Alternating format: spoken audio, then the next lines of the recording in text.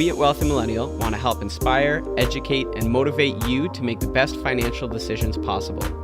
With our straightforward, no bullshit approach, we aim to simplify the complex world of personal finance for the millennial mind.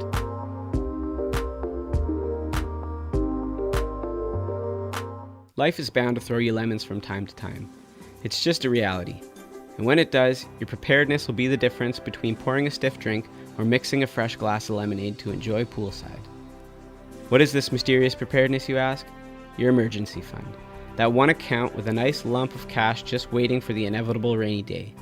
This account is just as crucial a piece of your overall financial well-being as your debt repayment plan and retirement savings. In other words, it's worth setting one up. So how much should you have socked away? How do you go about saving this relatively sizable chunk of change? And what can you do to make it work a little harder for you? If any of these thoughts have danced across your mind, then give this episode a listen. Why do you need an emergency fund? It should go without saying that having a funded account on hand in case of an unexpected expense is probably not a bad idea. Life is bound to knock you down from time to time. This is inevitable. Being prepared and ready for when it does puts you at an advantage. Here are just a few reasons why you need an emergency fund. Household repairs, automotive repairs, sickness or injury, job loss, debt prevention. Looking at a house, for example, what are some of the things that could potentially go wrong, and roughly what would it cost? How about a new air conditioner? One of these puppies will set you back about $2,500. How about a new roof? Trying anywhere from $7,000 to $10,000 depending on the roof design and size.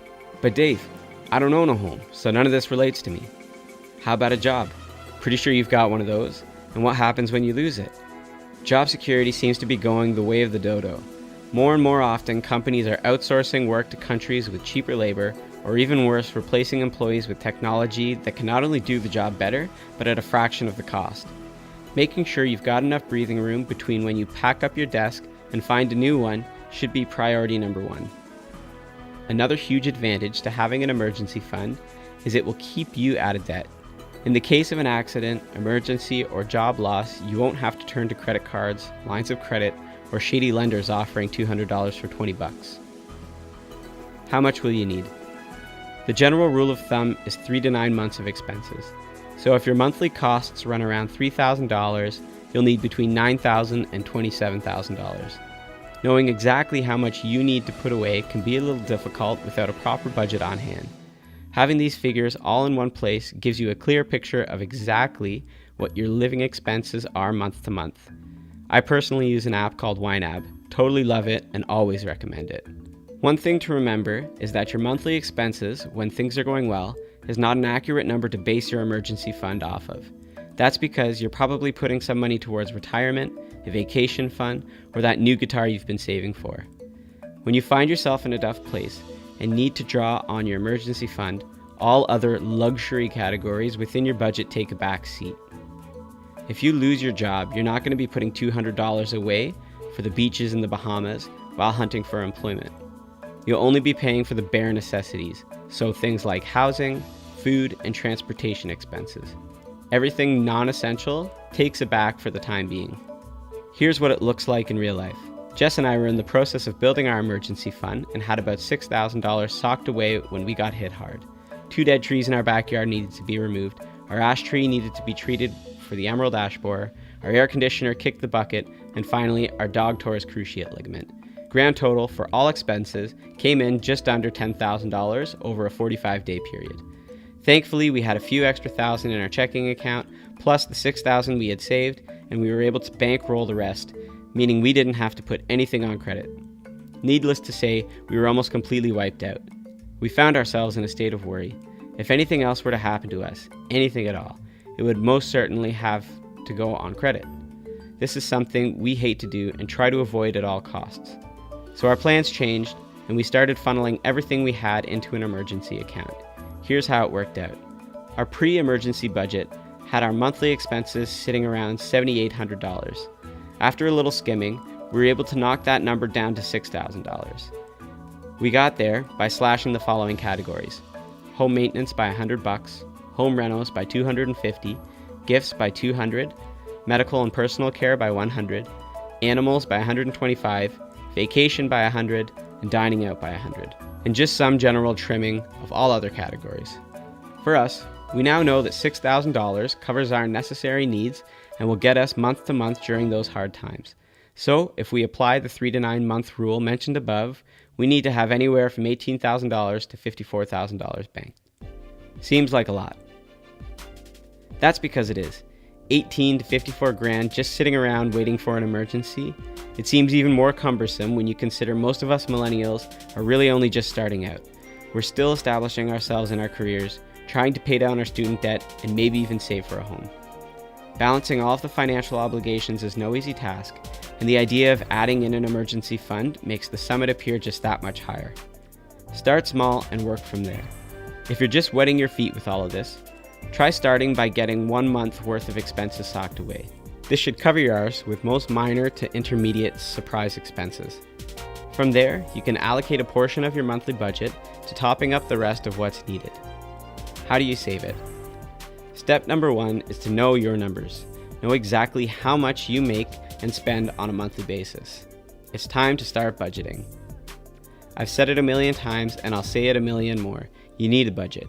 Without it, you're financially blind. You'll have no idea just how much you're spending on Uber rides or eating out at your favorite Thai resto. Check out a killer app called YNAB. It's a cool tool I use to help keep track of my monthly spending. Once you've got your budget all lined up, you can start sifting through your spending habits with a fine-tooth comb. Believe me when I tell you, you'll be super surprised your first couple of months at just how much money is completely wasted. Correcting these financial sore spots and setting limits to each right off the hop save you huge. Now you can go back and take a closer look at some of your more regular expenses and ask yourself if there's some room for savings. Start with your service providers: TV, internet, cell phones, insurance. Spending an afternoon calling up some competing companies could potentially net you some decent savings. Aside from finding additional savings, you can also start earning a little extra cash. The simplest way is to work a bit of overtime. 3 to 5 hours extra every week can really add up. This is exactly what I've started doing. Nothing crazy, just an additional 3 hours a week, but just that little bit of effort nets me more than $400 at the end of the month. Maybe you've got a small side hustle that you can double down on. Figure out what tactics have worked for bringing in new business in the past and do more of those things. Find new clients, new students, new gigs, and make some extra cheddar. How about selling off a bunch of old stuff? Sounds super simple? That's because it is. This past winter, I managed to sell off 2 old dressers, an old bed frame and mattress, old CDs and DVDs, a couple small shelves, and brought in almost $1,100, all from stuff that had been cluttering up my garage. What do you do with it? So you spent the last few months building your budget, plugging financial leaks, finding hidden savings, and finally got a nice lump of cash in your emergency fund. What do you do with it now? This is a tough question to answer for a number of reasons. 1, being an emergency fund, you have to expect that you'll need the money as soon as tomorrow, so your money needs to be liquid, easily accessible. 2, you also don't want to risk too much of it in the market in case you need to draw when the economy and your portfolio are down. 3, on the other hand, you don't want to only be making a measly 0.5% by having the full $10,000, $20,000, or $40,000 sitting in a savings account. Assessing your risk tolerance and understanding what will help you sleep at night is just as important as calculating your potential return. Jess and I are relatively risk averse when it comes to our emergency fund. The last thing we want is to need the money when our pants are down. So for us, we've got a savings account with $10,000 in cash. This money is not invested at all, making it super liquid, as we're able to withdraw it as quickly as we can make it to the bank. Also, since it's not invested in the market, we're exposed to almost no risk. Now, our returns aren't anything special, but that's not what we want from this money. We want security and liquidity, plain and simple. Anything above the $10,000 goes into one of our tax-free savings accounts. This is the portion of our emergency fund that we invest. The idea of having a full $40,000 just sitting in a savings account, losing to inflation year after year, just doesn't sit right with us. This is why the TFSA portion of our emergency fund is invested. Now, like any investment, risk mitigation should be one of the top priorities. This is especially true for your emergency fund money, which is why we've decided to stick with index funds for this portion of our portfolio.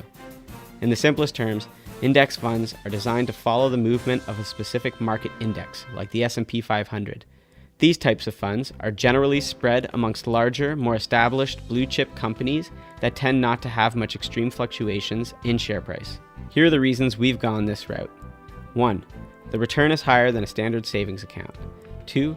We don't lose to inflation over the course of time. 3. Management fees are relatively low. And 4. Broad market exposure reduces risk. With all of this in mind, you have to do what feels right for you. If the idea of investing even a small portion of your emergency fund makes you feel uneasy, then don't do it. Your mental well-being is far more valuable than any additional interest. What counts as an emergency? This should be a relatively easy question to answer, but if one thing is true, we millennials seem to have a hard time deciphering between wants and needs. We've all heard it before, maybe even said it ourselves, but I really need blank. There are definitely times when the need is warranted. There are also times when the need is completely ridiculous. Oh, you need a new TV? Sorry, Toots, ain't gonna cut it. Will you starve or freeze to death without the latest episode of The Walking Dead? I don't think so.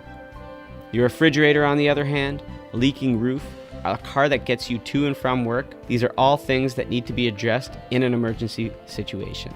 Honestly, ask yourself in the moment if your need is really, well, a need.